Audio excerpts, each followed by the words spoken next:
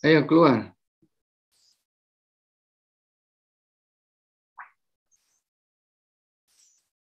Yang lainnya keluar.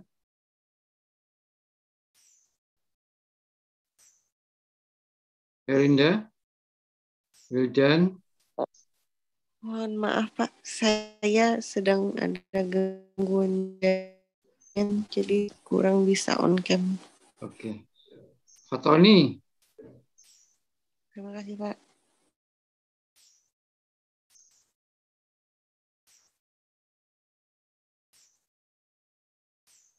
Mimi. Mimi. Ini cuma berapa orang ini yang kelihatan. Elizabeth.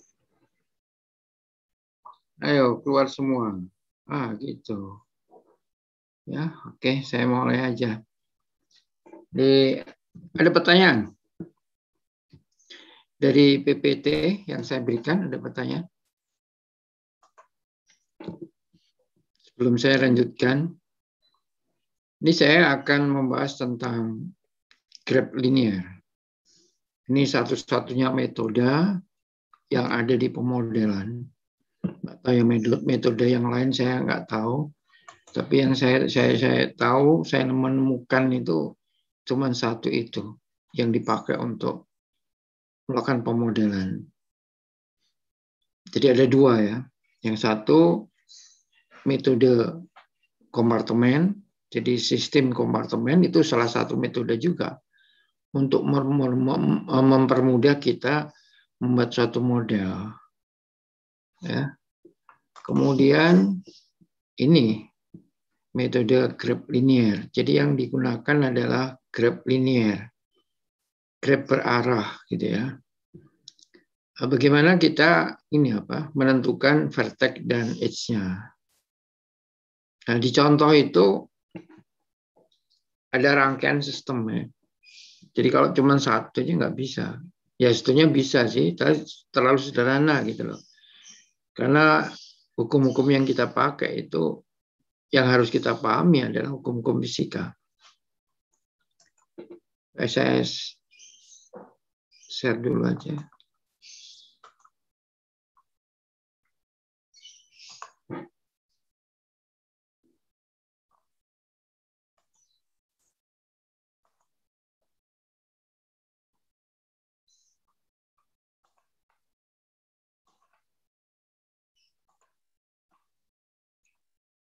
Nih.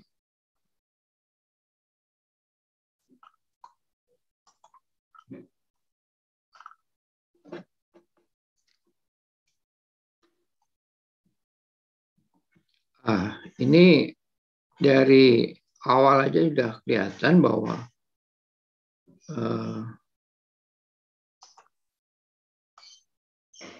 kita harus melihat suatu objek itu dalam bentuk sistem.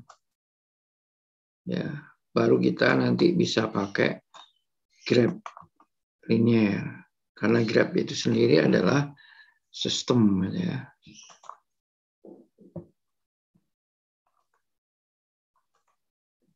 Misalkan ini saya awali dari ini.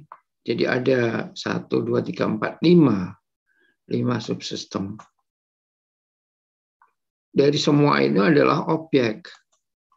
Tapi dari objek itu ada objek-objek yang lain yang harus kita perhatikan.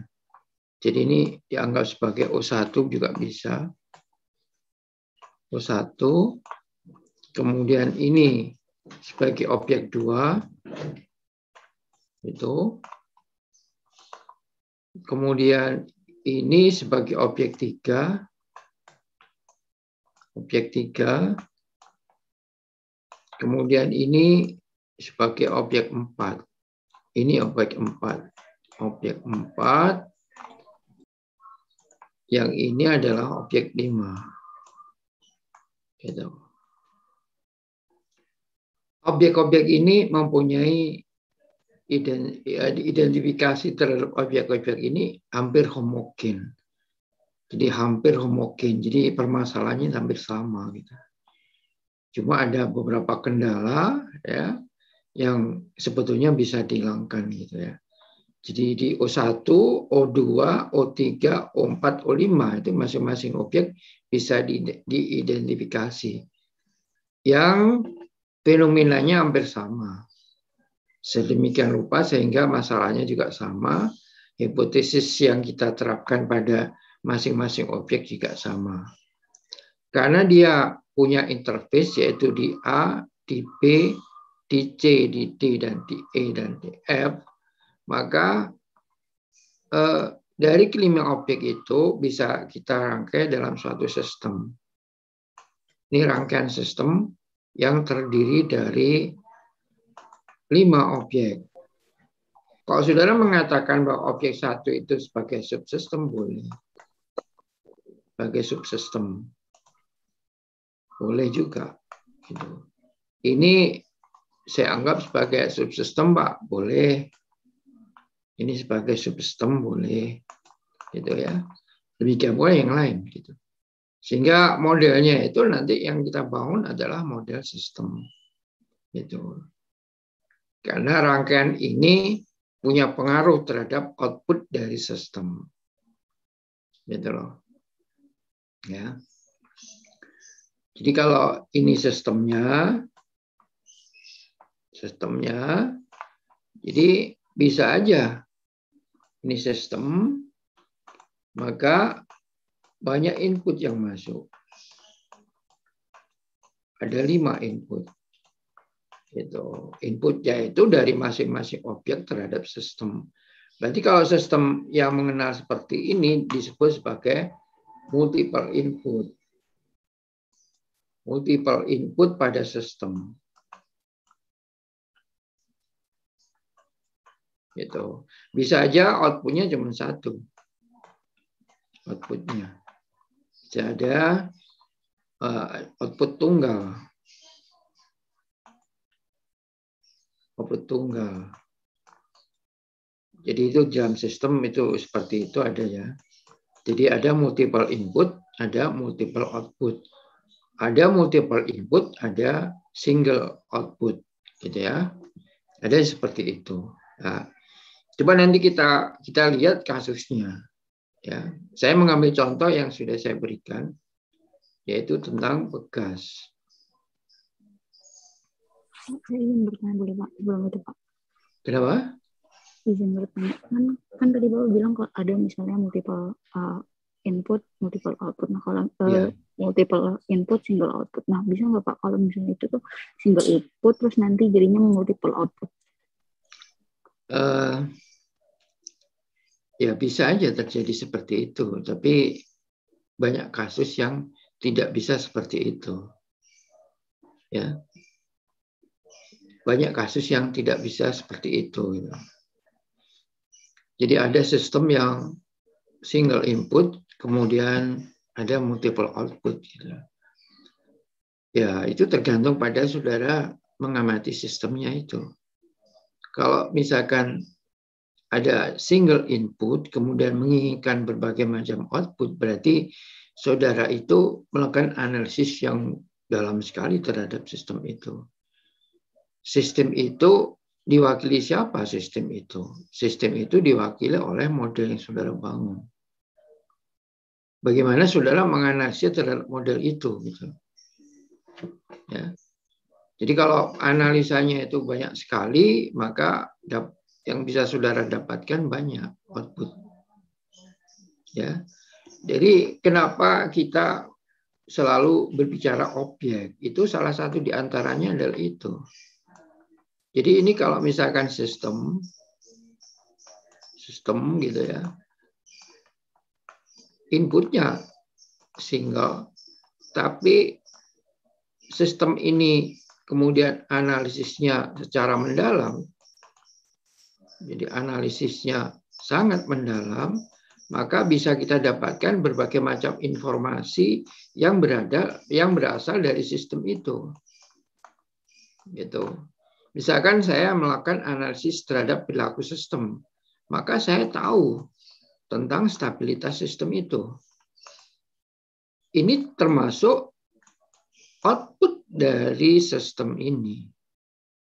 bagaimana keterkontrolannya misalkan. Terkontrol. Ini termasuk output dari sistem ini. Bagaimana keteramatannya. Ini termasuk output dari sistem ini. Artinya di sini output itu adalah informasi yang kaitan dengan sistem. Jadi output adalah dalam hal ini informasi yang berkaitan dengan sistem. Berkaitan dengan sistem. Gitu. Jadi saya kembalikan kepada definisi model itu apa. Ngapain sih dibuat model gitu loh.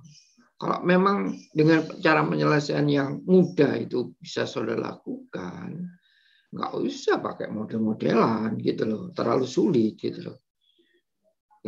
Karena saudara ingin mendapatkan informasi yang lebih dari suatu objek yang sebetulnya bisa dilakukan penyelesaian dengan sederhana, maka output atau informasi yang saudara inginkan dari objek itu banyak. Gitu. Makanya konsep dari model itu yang saya berikan itu adalah berangkat dari identifikasi objek. Kenapa saya selalu bicara identifikasi objek? Karena metode atau algoritma dari pemodelan itu banyak, tergantung pada aplikasinya di mana. Kalau saudara membangun model kaitan dengan masalah mekanika, itu juga algoritmanya, langkah-langkah yang harus dilakukan dalam pemodel juga berbeda. Itu. Terus saudara misalkan objeknya saudara ambil penyebaran bakteri melalui aliran air. Itu kan sudah menyangkut masalah saproida, masalah bakteri itu sendiri dan seterusnya. Objeknya berbeda, gitu. Sehingga langkah-langkah melakukan identifikasi, melakukan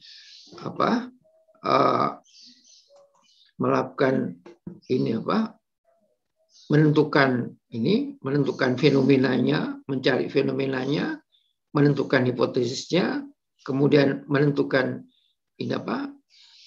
masalah yang ada di objek itu berbeda. Itu makanya saya selalu bicara objek, sehingga konsep model itu sendiri tidak tergantung pada objek. Gitu.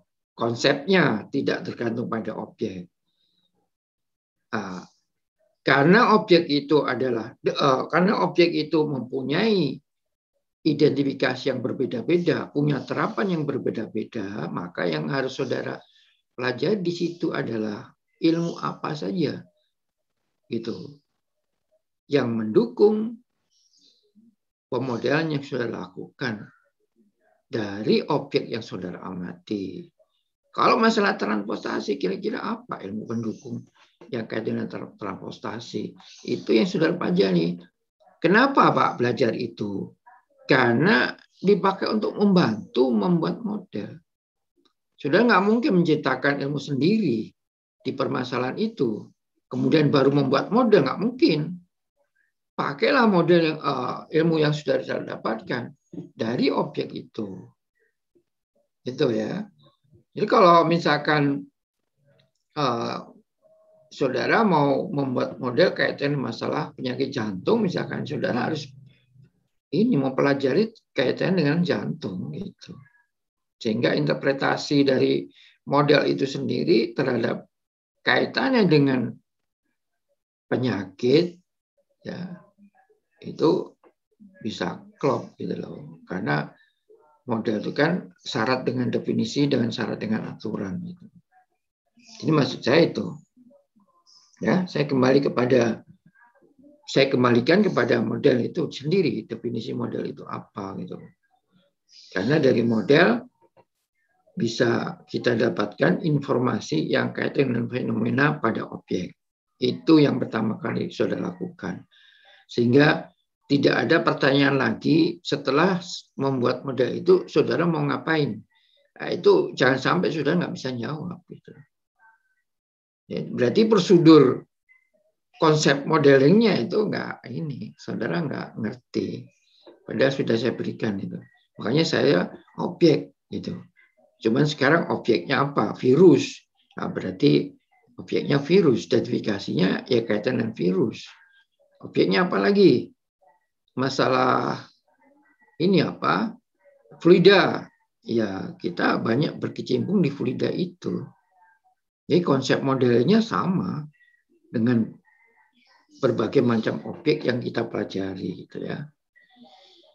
Jadi itu menurut saya begitu ya. Jadi kembali kepada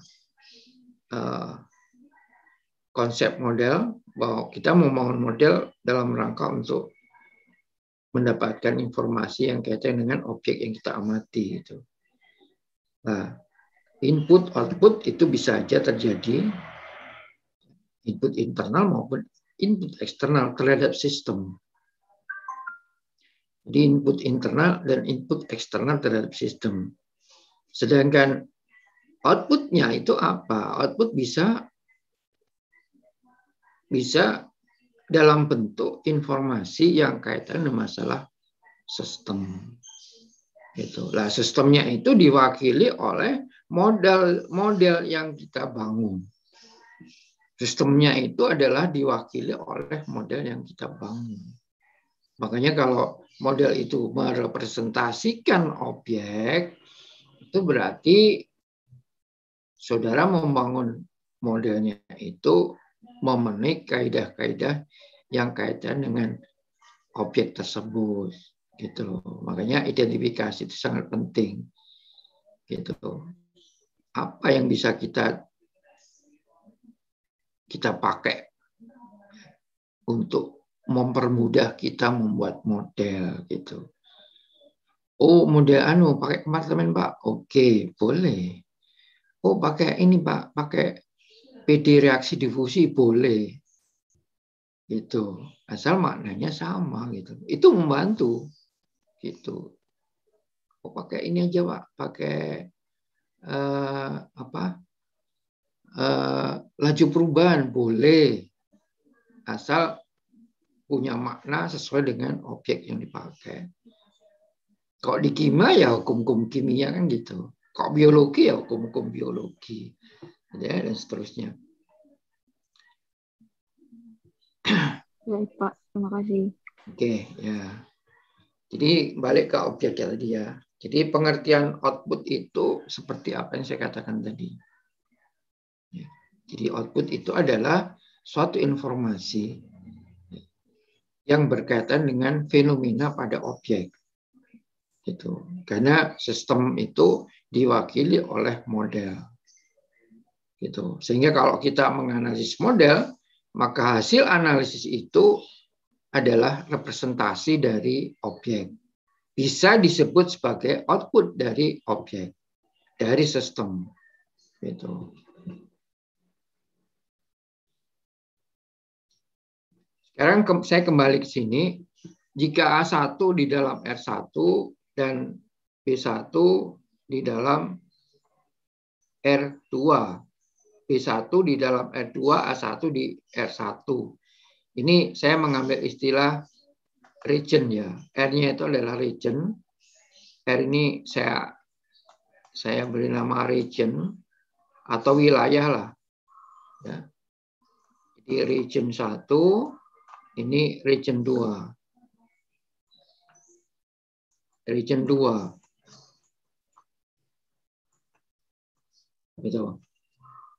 Lain dari atas itu kan ini. Antara region 1 dan region 2 dia punya interface yaitu A. Jadi kalau saya bicara interface berarti ini ya, ada ketersinggungan. Ada kebersinggungan antara region 1 dan region 2. Ini kalau seandainya saya pisah, maka bentuknya seperti ini. Ya, kalau saya pisah, maka bentuknya seperti ini. Jadi regionnya saya pisah. Gitu, ya. A1 ini bisa bergerak kalau A1 ini saya anggap sebagai massa, jadi yang punya berat ya, punya suatu titik yang punya massa, dia bisa bergerak menuju pada region 2, demikian pula sebaliknya. Gitu. Itu yang disebut system. Jadi kalau saya anggap sebagai sesuatu berkaitan dengan mekanika, maka ada pergerakan materi yang bergerak dari region 1 ke region 2 dan sebaliknya. Ya. Jadi kita melihatnya adalah dibatasi oleh ruang dan waktu. Jadi kalau ini ada sebagai suatu materi yang dia bergerak masuk kedua, demikian pula sebaliknya, maka yang kita berada pada ruang yang tergantung pada dimensi yang bergantung pada ruang dan waktu. Jadi ada unsur mekanika di situ, gitu ya. Dengan A sebagai interface, gitu ya, dengan komponen di R1 dan R2. Sehingga sedemikian hingga terdapat interaksi antara A1 dan B1. Ya, ini terdapat interaksi. Jadi pengertian interaksi itu bisa saja A1 itu berbentuk zat kimia. Sehingga berinteraksi antara A1 dan B1. Bisa saja A1 itu sebagai populasi dinamik. Sehingga dia bertemu dengan B1, maka ada interaksi antara B1 dan A1. Biasanya secara fungsional saya nyatakan dalam bentuk koordinat seperti ini. Nah, simbol seperti ini menyatakan ada reaksi antara A1 dan B1. Reaksi itu bisa saja disebut sebagai interaksi. Interaksi kimia, reaksi kimia, dan seterusnya. Kalau pada populasi lebih cenderung dipakai interaksi. Itu. Bisa menghasilkan apa? Informasi. A1 punya informasi diberikan kepada B1. B1 menerima informasi. Itu. Apakah dia setuju? Belum tentu. Itu kalau misalkan interaksi yang kaitan dengan massa Hawk. Gitu ya. Maka sistem di A sebagai interface mempunyai terminal, yaitu A1 dan B1. Ya. Jadi sedemikian rupa sehingga A sebagai interface mempunyai terminal yaitu A1 dan B1. Ya. Oke. Ini penting ini karena pakai graf linear itu harus tahu apa yang dimaksud dengan terminal. Ya. Sekarang coba kita terapkan di pegas ini. Kalau kemarin pegasnya itu ditarik ya, sekarang ditekan. Ini ya, ini yang jarang dibahas kalau yang ditekan. Padahal sering kita sering menggunakan yang ditekan. Seperti halnya mobil kita itu. Mobil kita itu kan ada pegasnya seperti ini. Tapi harus dibarengi dengan peredamnya. Jajar gitu peredamnya. Ya. Peredamnya jajar gini. Harus ada peredamnya. Kalau nggak ada peredamnya, dia mentul-mentul terus gitu loh. Ya, mentul-mentul terus. Ini harus diredam ini.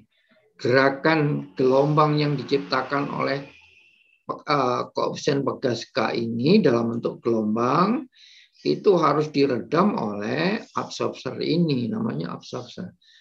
Peredam gitu. Sehingga nyaman gitu kita naik mobil itu. Ya, sekarang kan ini mobil lama ya. Biasanya mobil lama seperti ini, tapi masih ada gitu.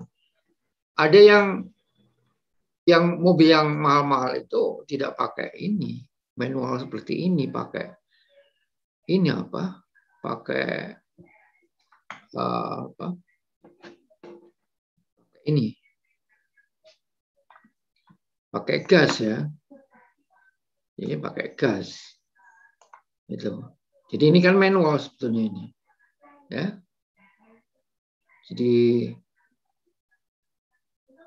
nah, coba perhatikan kalau dia ditekan. Ya. Ini ditekan.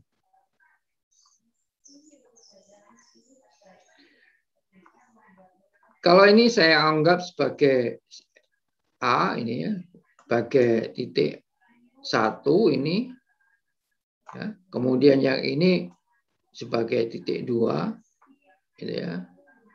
Kemudian dia ditekan, seret. Kalau dia ditekan, maka yang sini akan melawan, gitu. Melawan sebesar gaya F ini, besaran ini.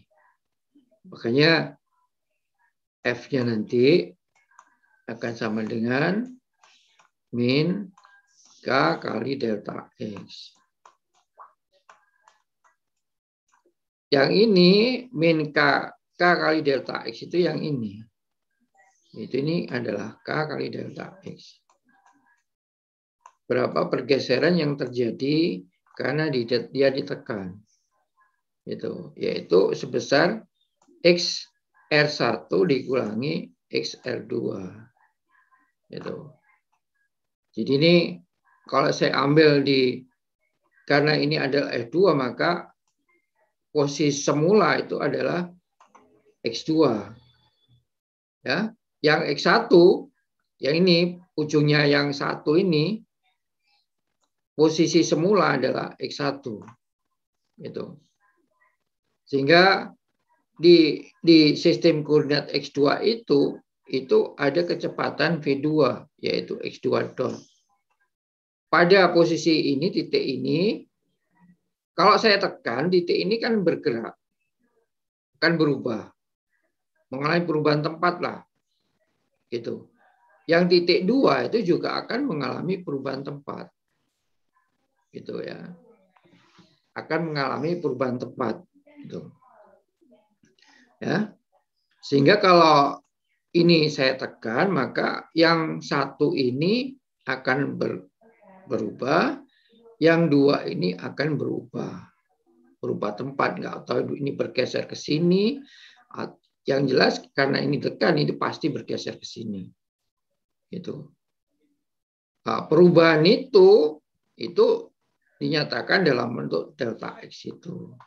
Ya, karena jarak dari sini kemari pada posisi semula adalah ini XR1, jarak dari sini kemari adalah XR2.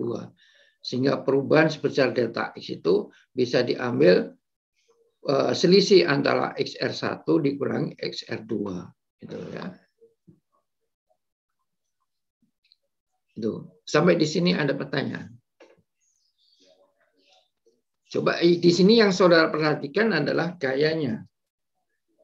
Gaya reaksinya juga. Karena nanti dalam sistem graf, jadi pakai metode graf linear itu termasuk graf berarah. Sehingga saudara harus menentukan arahnya itu. Arahnya itu adalah gaya reaksi yang terjadi karena adanya gaya tekan F terhadap pegas. Itu. Ya. Nanti pegasnya ada rangkaiannya banyak. Kalau ini dianggap sebagai satu sistem. Ya, kalau tadi di sana tadi ada subsistem, maka ini adalah satu subsistem. Gitu ya. Oke, nggak ada yang tanya.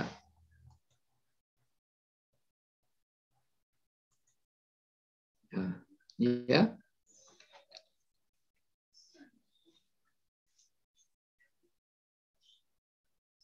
Ini ya. Di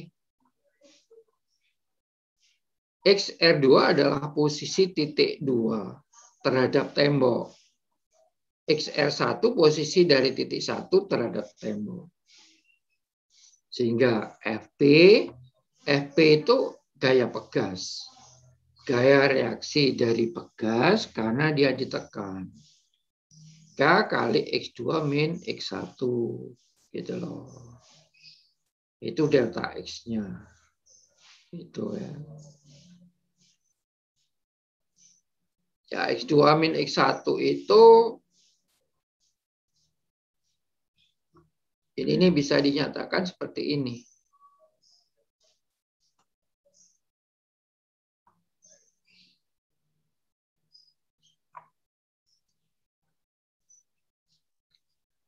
X21 adalah X2 kali X1 gitu. Jadi V21 itu sama dengan apa? D X2 min X1 dt.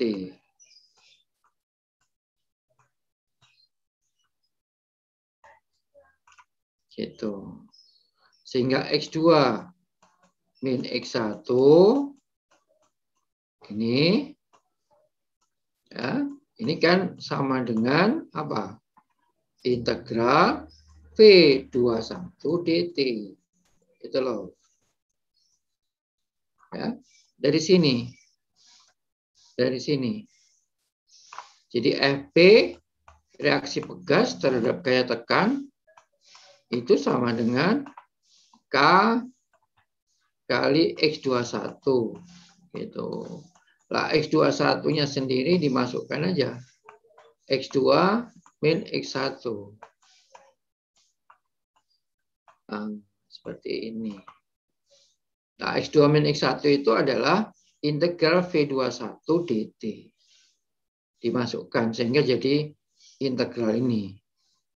Plus F0. F0 adalah kecepatan gaya awal. F0 adalah gaya awal. Ya, gaya awalnya sama dengan F0. Oke.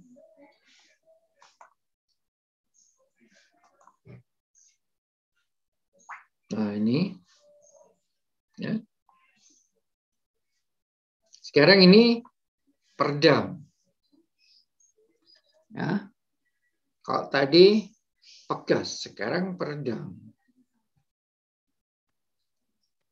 Sebentar ya, ini sebentar saya ini break dulu ya, saya tak ke belakang dulu ya. Halo? Iya, Pak. Iya, Pak.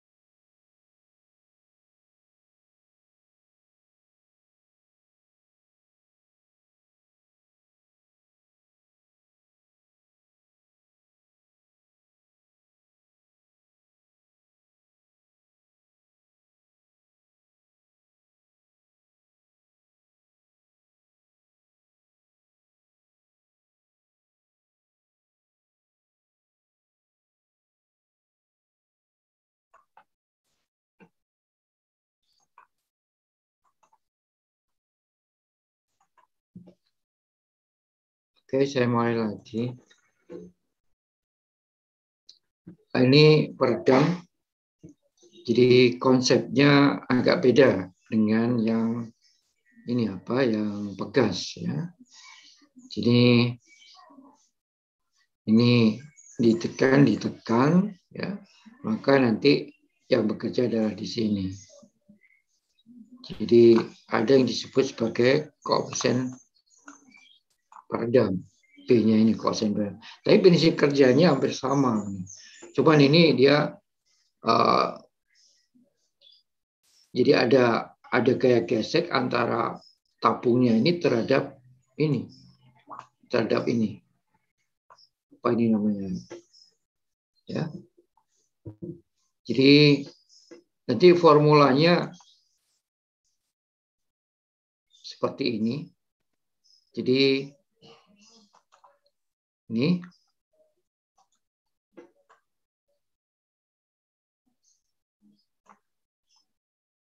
jadi peredam itu formulanya seperti ini.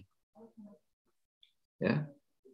Jadi kalau FP tadi pegas, nah ini dikalikan dengan kecepatan. Jadi kalau tadi FP sama dengan K, FP sama dengan K kali X2 min X1, ya. Nah, ini bisa dinyatakan, diformulasikan dalam bentuk FP sama dengan K kali integral, gitu ya. 0 T, ini ya. 0 sampai T, V, ds, ini. V ds, gitu ya. Jadi ini kan bisa saya nyatakan df, dfp, dt, saya turunkan terhadap T, gayanya itu akan sama dengan K kali VT. Itu. Ya, integral ini kalau saya turunkan kan bisa aja. Karena ini 0 sampai T, sehingga akan menghasilkan ini. Ya, sedangkan ini peredam itu formulanya seperti ini. Jadi dia bergantung pada perbedaan kecepatan. Jadi peredam itu Fr sama dengan B, koefisien peredaman, kali delta F. Delta F 21. Gitu. Hingga Fr sama dengan B itu V2 min V1.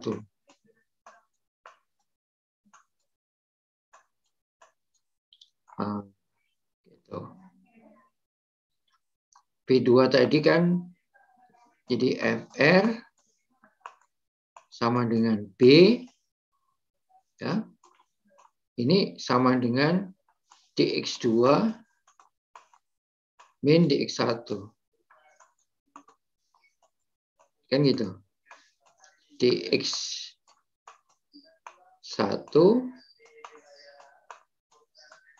dt itu. dx2 dt, dx1 dt. Gitu ya. Ini sebenarnya berarti antara peredam ini dengan pegasnya itu bisa dihubungkan antara gaya peredam dengan gaya pegasnya ini. Ya. Jadi seperti ini. Nah, sekarang diamati dalam bentuk vertex. Gitu. Jadi karena di dalam graf itu yang kita pentingkan itu adalah formulasi vertexnya dan formulasi edge-nya. Gitu. Ya. V2 tadi coba V2. V2 itu yang di sini ya. Ini 2, V2 berarti ini 2, yang ini 1.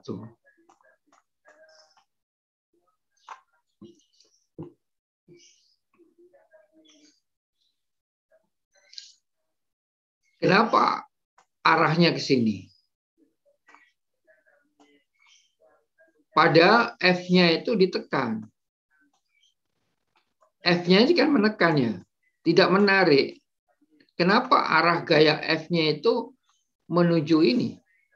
Dari 2 menuju 1. Nah, berarti F ini arah ini adalah gaya reaksi. Gaya reaksi. Gaya reaksi. Itu. Yang ini juga gaya reaksi. Ya. Kalau titik 2 tadi ya dan titik 1 itu diambil sebagai V2 dan V1, kecepatannya kan di sini. Kecepatan di sini, kecepatan di sini. Sehingga antara V2 dan V1 titik tadi itu disebut sebagai terminal. Ya, jadi ini ya, dan ini kedua-duanya jadi di titik 2 dan titik 1 itu disebut sebagai terminal. Gitu. Sehingga bisa kita nyatakan di dalam bentuk graf seperti ini.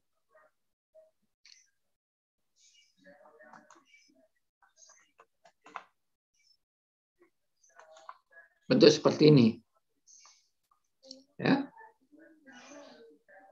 Ini terminalnya. Ini terminalnya. F ini adalah gaya reaksi.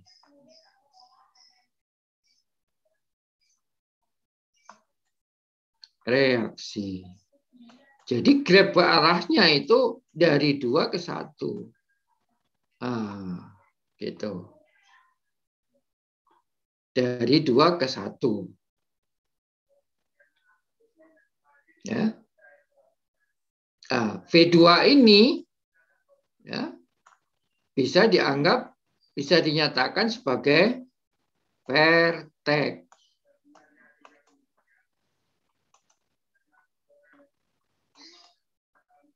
Jadi vertex itu untuk mengonstruksi vertexnya dari graf itu, maka saudara harus menentukan terminalnya. Itu. Ya. Kalau saudara lihat dari mulai barangnya tadi itu, ya, dari sini, itu munculnya gaya reaksi kan di titik ini. Titik ini sama di titik ini, munculnya gaya reaksi. Di ujung-ujungnya sini, di ini. Ini munculnya gaya reaksi. Munculnya gaya reaksi.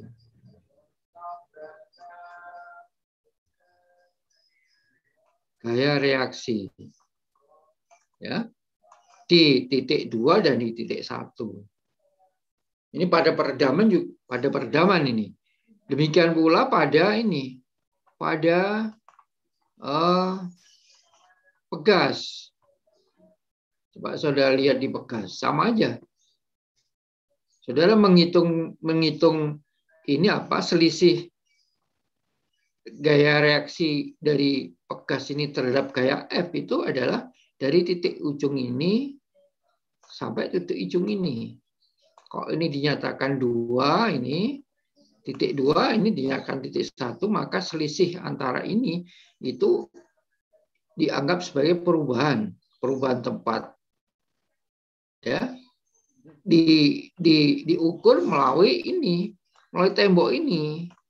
Mengukurnya itu melalui tembok ini. Ini kan bentuknya kan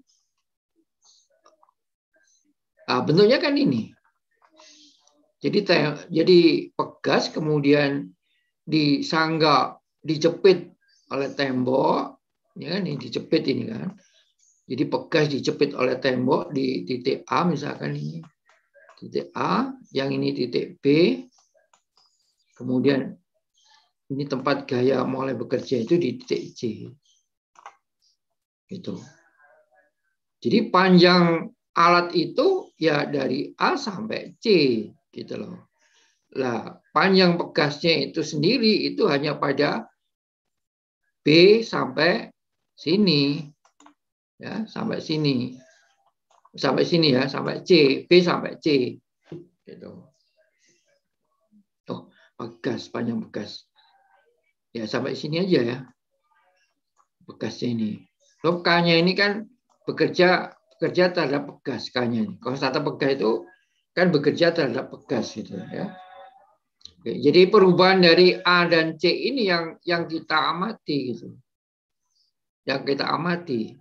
Karena A-nya ini dijepit, maka yang di dua ini tetap tidak akan berubah. Yang dua ini. Yang berubah adalah satu aja. Cuman gaya reaksinya itu terletak pada dua. Nah, ini yang disebut sebagai terminal. Itu. Kita melihat reaksi yang disebabkan oleh gaya F terhadap gas itu hanya terletak pada A dan pada C. Itu aja. Itu yang dipakai untuk menentukan vertex. Karena A dan C itu adalah terminalnya. Itu. Terminal di mana kita bisa melihat gaya reaksi terhadap F yang bekerja pada gas. Gitu ya.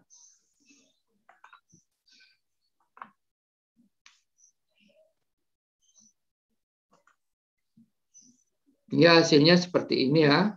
Nah, ini. Jadi teorinya seperti ini. Jadi ini adalah terminalnya, gitu ya, yang nanti kita definisikan sebagai vertex. Jadi ini vertex 2, ini vertex 1. Jadi vertex itu diambil terminalnya. Banyaknya terminal sama dengan banyaknya vertex. Gitu. Terminal itu sendiri dikonstruksi dari objeknya itu sebagai tempat di mana terjadi gaya reaksi.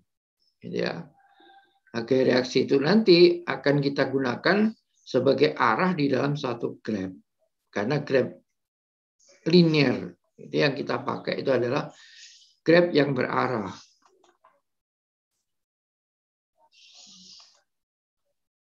Nah, sekarang ini kita terapkan di sini. Jadi ada rangkaian gerbong gitu ya, yang masing-masing gerbong itu dihubungkan dengan gas maupun peredam. Itu. Jadi antara G ini sebagai tembok gitu ya. Jadi ini dijepit sini. Ya, dijepit di G ini. Jadi antara temboknya ini dengan kereta A itu ada pegas. A dan B itu ada pegas. Kemudian antara tembok dengan kereta B itu ada pegas. Kemudian antara kereta B dengan C itu ada peredam. Kemudian antara C sama D itu ada pegas. Kemudian antara kereta B dengan kereta D itu ada pegas. Jadi pegasnya ada 1, 2, 3, 4, 5. Kemudian ditarik dengan gaya sebesar F. Ya. Nah, ini masing-masing kita preteli gitu loh. Jadi ini pegasnya ini K1, K4 ya. K3, K6, kemudian K9 itu kita preteli gitu. Jadi kita ambil subsistem gitu. Ya. Kemudian di kereta A itu kita beri koordinat XA. Di kereta B itu kita beri koordinat XB. Di XC itu koordinat XC. XD koordinatnya sendiri juga XD. Koordinat itu kita ukur dari tembok ini. Kita ukur dari tembok. Jadi XA ini sebagai posisi dari kereta A diukur dari tembok gitu loh. Jadi ini bukan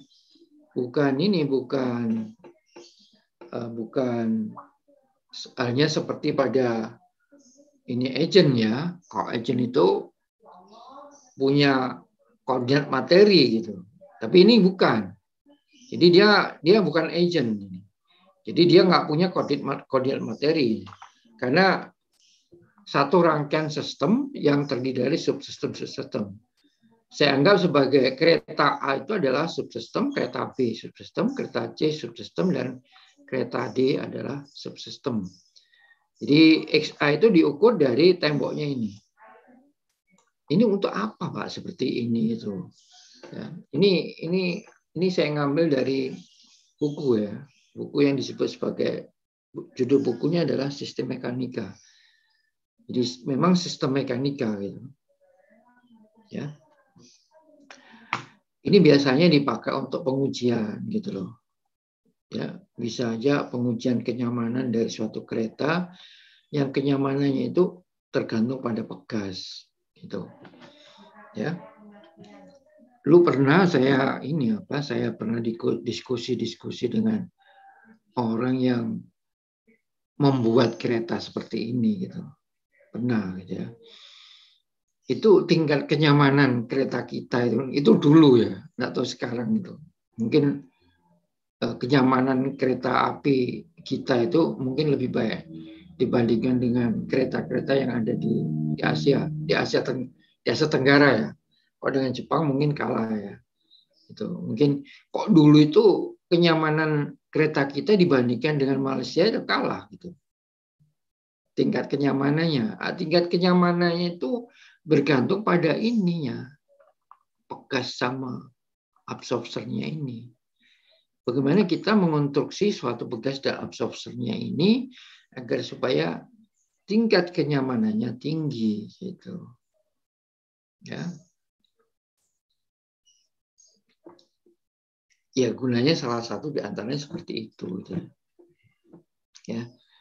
Coba sekarang terdapat dua variabel dari sistem mekanika ini pada gambar di atas, yaitu variabel lintasan yang dilalui oleh gerak massa, yaitu X1, X2 sampai X10.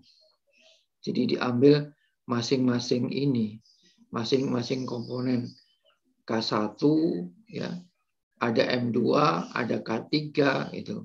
Sehingga banyaknya itu sebesar sampai 10. Jadi K1 itu nanti ada hubungannya dengan X1 gitu loh maksudnya. M2 ada hubungannya dengan X2 gitu. Kemudian K3 ada hubungannya dengan X3.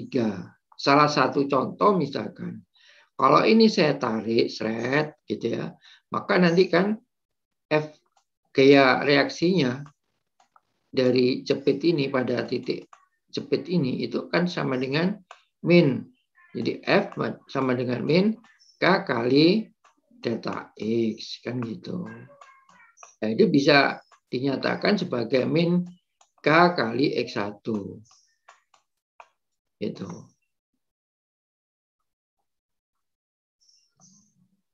Berarti ditarik. F-nya bekerja. Nah, kalau F-nya bekerja kan keretanya juga ikut bergerak. Nah, karena kereta itu punya massa M2 kan gitu. Ya.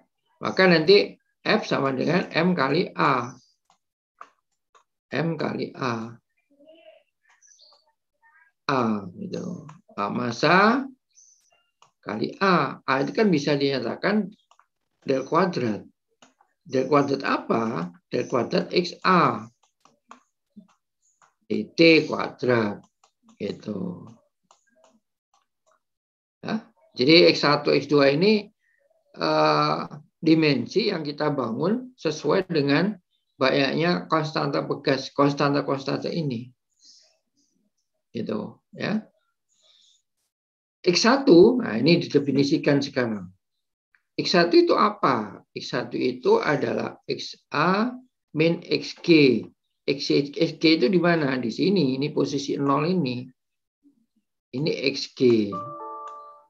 XG. Itu. XG ini ya titik asal. 0. Gitu. Ya. Jadi 0. Makanya X1 sama dengan XA. Gitu. X2 sama dengan X2 kan kaitannya dengan 2. Kan gitu. Berarti XA ini dikurangi XG. Gitu. X-nya 0 berarti XA. Seperti yang saya katakan tadi. Ya. Kemudian X3. X3 itu kaitannya dengan pegas K3. Gitu. Yaitu XB dikurangi XG. Nah ini. Sama dengan XB. X4 ini kaitannya dengan pegas K4 ini. Yaitu XB min XA. Nah ini XB min XA. X4. Ya. Dibiarkan XB min X4. Kemudian X5 kaitannya dengan M5 massa. Jadi XB sama dengan XB min XG. Itu. X6 kaitan dengan pegas 6. Pegas 6 itu antara XB sama XD. Berarti XD min XB. XB min XD ya. XB min XD. X7 kaitannya dengan ini peredam. Gitu. Ya. X7 berarti B dengan C. XB min XC dan seterusnya, gitu ya. Ini berarti kita bangun ini dibangun,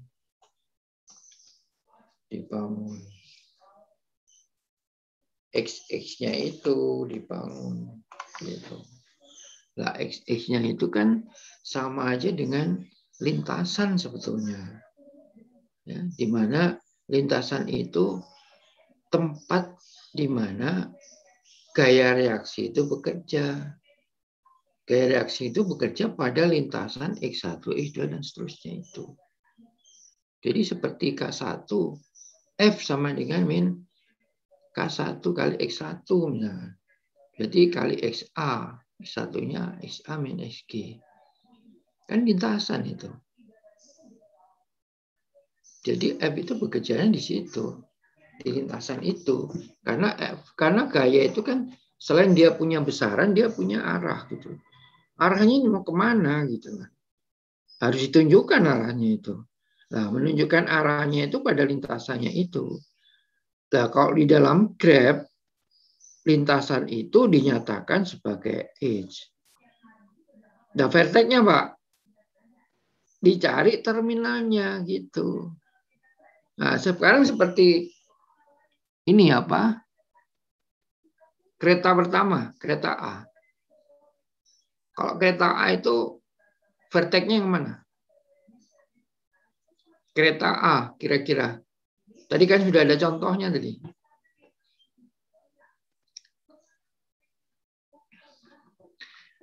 Halo? Ya, Pak. Di mana? Ya di A ini, di A sama di G gitu loh. Gaya reaksinya terjadi di G ini ya. Paling banyak G ini. Ya. G itu nanti termasuk vertex yang kaitannya dengan B. G ini termasuk terminal yang kaitannya dengan A. Gitu kan? Ya kan? Kemudian B ini ada kaitannya dengan D. Gitu. Ya. Jadi G ini termasuk vertex dan A-nya termasuk vertex. Karena K1 ini arahnya nanti gayanya itu yang mengarah antara terminal G dan terminal A. Gitu. Sehingga ada lintasan dari G ke A. Ada lintasan dari G ke B. Ada lintasan dari B ke D. Itu. Ada lintasan dari A. Lintasan-lintasan itu kan dinyatakan di dalam ini. Dalam X1, X2 sampai X10 itu. Ya. Itu ya. Saya izin bertanya, Pak. Silakan. Berarti vertexnya itu cuma dari Y sama A, Pak? Enggak, maksudnya dibagi per part gitu, Pak. Kan di sini ada banyak nih, Pak. Saya masih bingung konsep itu sih, Pak. Iya, jadi ya salah satu aja. G itu termasuk vertex berarti. Kenapa dia disebut vertex? Karena dia terminal. Kenapa dia disebut terminal? Lah, itu karena gaya reaksi tembok itu terhadap gaya tarik F11 itu. Ya kan? F11 kalau udah bekerja dia, maka temboknya itu kan menahan beban kereta A, kereta B, kereta C, sama kereta D. Sehingga A, B, C, D itu tetap terhubung dengan G. Itu. Makanya G itu salah satu bentuk terminal yang nanti akan jadi vertex. Itu. Termasuk yang lain. Itu. A misalkan. A dia punya konektivitas dengan B. Itu. Berarti dia satu terminal juga. A itu bergerak, ya kan? M2 itu bergerak karena M5 bergerak, kan gitu. Kalau M5 bergerak, maka kalau M2 bergerak, maka K1 bekerja pada pegas K1, pada pegas ini. Gitu dan seterusnya. Itu rangkaian sistemnya. Gitu ya. Jadi ini salah satu bentuk contoh aja kalau kita pakai Grab ya. Setidaknya pada rangkaian gerbong kereta api itu kalau dia belok ya. Kalau belok itu kan ada gaya gesek kan antara rel kereta apinya itu dengan ini dengan apa? Dengan rodanya gitu.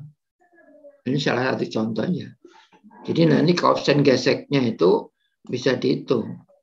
Misalkan kalau ini saya tarik, berapa koefisien gesek roda paling belakang ini dari gerbong A? Ya kan? Kalau roda paling belakang dari gerbong A, kalau rodanya cuma 2 kan berarti 2 pasang. 1 pasang kiri kanan kan gitu. Kalau dia belok kanan, maka bebannya kan terletak pada roda kanan kan gitu. Kalau dia belok kanan. Kan gitu. Ada gaya sentrifugal yang keluar dari sistem itu yang menuju pada pusat apa namanya? Pusat Vernet lah, ya kan? Jadi kalau belok seperti ini, kalau ini kan ini belok. Jadi kalau ada jalan ini belokan gini, maka ada gaya sentrifugal yang mengarah ke sini. Namanya sentrifugal. Kalau dia ke sana namanya sentripetal. Gitu. Sehingga cenderung ini, makanya supaya orang itu tidak guling ya, membuat jalan itu, maka jalannya nggak boleh dibuat lurus. Dia harus membentuk sudut agar supaya menetralisir gaya sentrifugal itu, supaya nggak guling gitu loh. Kan dia bisa guling ke sini, ya, karena kecepatannya itu. Ya. Seperti ini juga gitu. Jadi pada saat kereta api itu berapa rangkaian gitu, maka dia pada saat ada belokan itu ada rambu-rambu seperti rambu lalu lintas yang kita punya itu disuruh mengurangi kecepatan agar supaya ini gaya geseknya itu minimum gitu loh. Gaya gesek dari roda itu. Mesti ada rambu-rambu dalam jarak berapa kilometer gitu, ada rambu-rambu supaya kecepatannya dikurangi. Karena dia harus belok gitu, ya.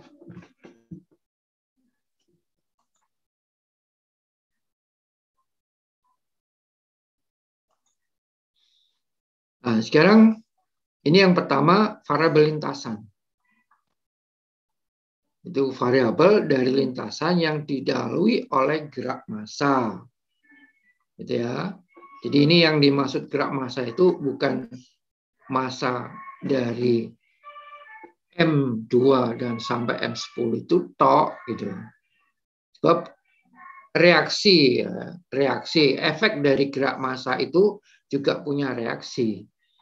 Kalau M2 itu bergerak kan akibat dari F1 bekerja. Gitu. Efeknya apa? K1 bekerja. K4 bekerja. K3 bekerja. Kalau F1 bekerja. Katakanlah M5 aja yang bekerja. Seret, seperti sedikit aja. Bisa aja yang C nggak bekerja, D nggak bekerja. Yang bekerja hanya B sama A. Kalau BA bergerak, maka B7 ikut terpengaruh. Absorption. Gitu kan? K4 bekerja. Kan gitu. K3 bekerja, K1 bekerja. Itu pegasnya masing-masing pegasnya itu. Nah, sekarang variabel reaksi, seperti yang saya katakan tadi, variabel reaksi. Jadi variabel reaksi itu selalu kita lihat pada terminalnya. Nah, disinilah kita akan menentukan terminalnya dan sekaligus kita akan tahu vertexnya. Gitu. Kalau tahu vertexnya, kemudian di atas tadi sudah tahu variabel lintasannya, maka grafnya sudah terbangun. Gitu. Jadi ini dalam rangka untuk menerjemahkan fenomenanya itu, objeknya itu membangun suatu graf yang berbentuk linear. Jadi konstruksinya mulai dari edge-nya, ya, dari variabel lintasannya, itu sampai pada vertexnya. Ya. Ini gaya tariknya itu F1 sampai S11. Jadi ini sesuai dengan ini sebenarnya gambarnya ini sesuai dengan gambarnya. Jadi F1 ini kan ada gaya reaksi dari pegas gitu. M2 mekanika, gaya gerak keretanya sendiri. F4 gaya dari pegas ini, gaya reaksi dari pegas gitu. F7 absorption, peredaman, bekerja, meredam. Sebetulnya yang mana yang diredam sih? Yang di depan atau yang belakang? Halo?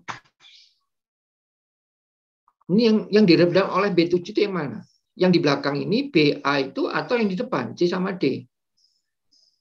Di depannya gitu loh. Yang di depannya itu yang diredam gitu. Ya. Jadi sesuai dengan contohnya tadi kan gitu. Nah, ini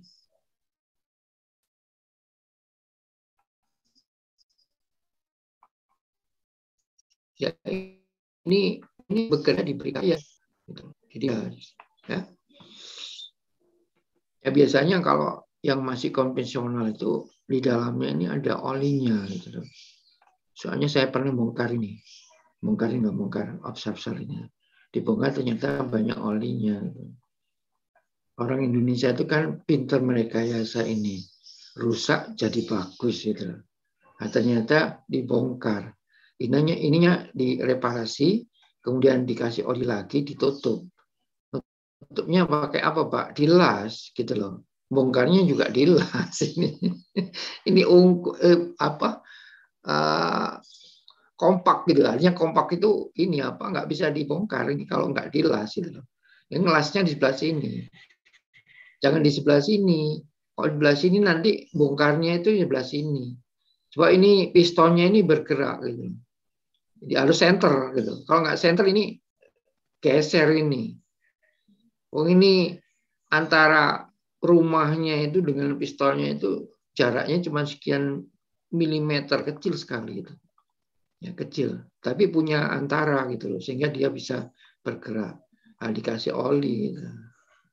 Kalau sekarang kan hidrolik kan. Hidrolik. Mobil-mobil sekarang kan hidrolik. Satu. Yang kedua, ini apa? Independen. Ya kan, antara gas roda kiri kanan itu nggak bergantung. Kalau dulu kan bergantung. Mobil-mobil lama, mobil yang baru yang harganya mahal-mahal itu independen.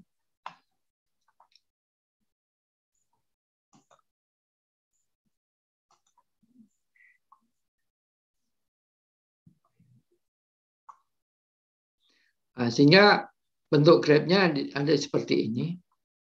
Ya. Jadi dari sistem mekanika tersebut di atas terdapat 5 komponen dengan 5 terminal. Maka dibuat grab linear dengan 5 vertex dan 11 lintasan. Jadi ini seperti ini grabnya.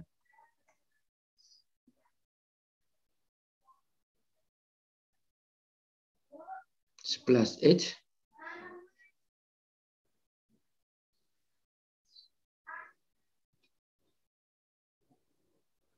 Oke. Ya.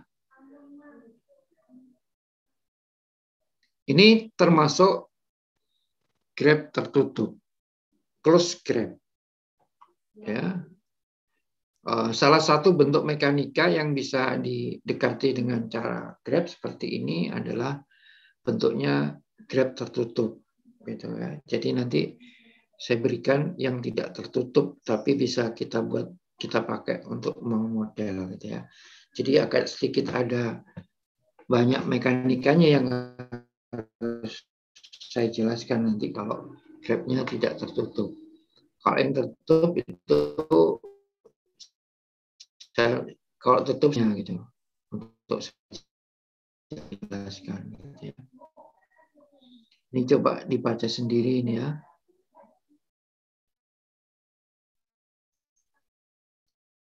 Ya, kalau ada pertanyaan bisa tanya ke saya gitu ya pada kuliah berikutnya gitu supaya ini apa saudara ini apa mau membaca gitu loh ya.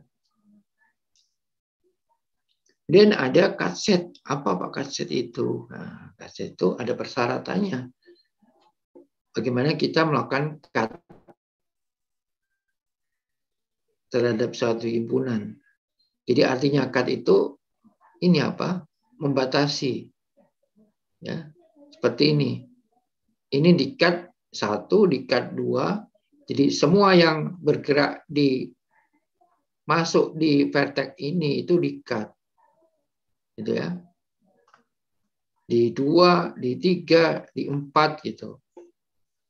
Nah, ini punya pengaruh terhadap ini konstruksi dari ini apa? Matriks Q-nya ini.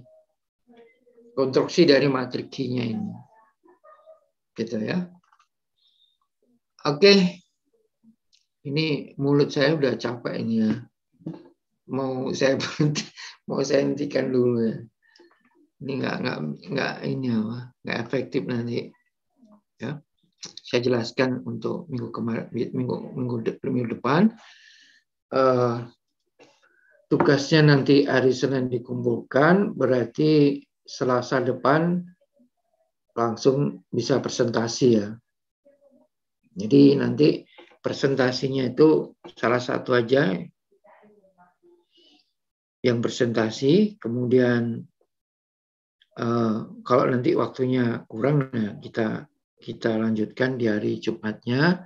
Tapi ini ya, ini pakai grab linear belum selesai. Jadi nanti saya berikan PPT berikutnya, terutama tentang kaset ini, ya kaset, kemudian membangun ininya, grabnya itu tadi seperti tadi. Jadi kaset ini melakukan kaset itu nggak sembarangan gitu. Kemudian matriks Q, ya, sehingga kita bisa membangun sistem persamaan linear. Jadi larinya ke bentuk sistem persamaan linear.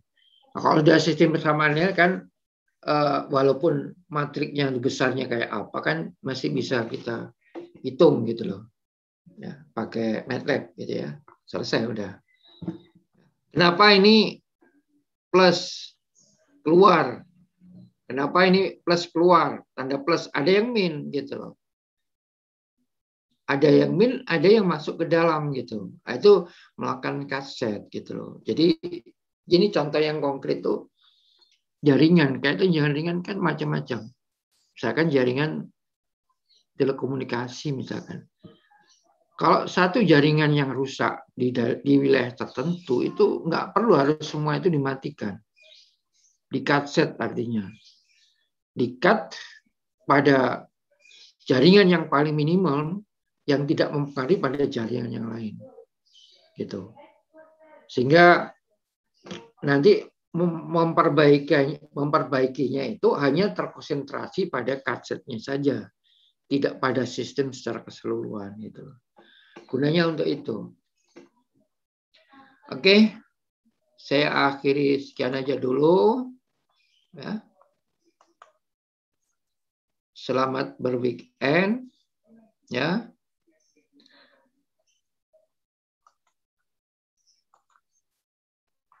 Assalamualaikum warahmatullahi wabarakatuh.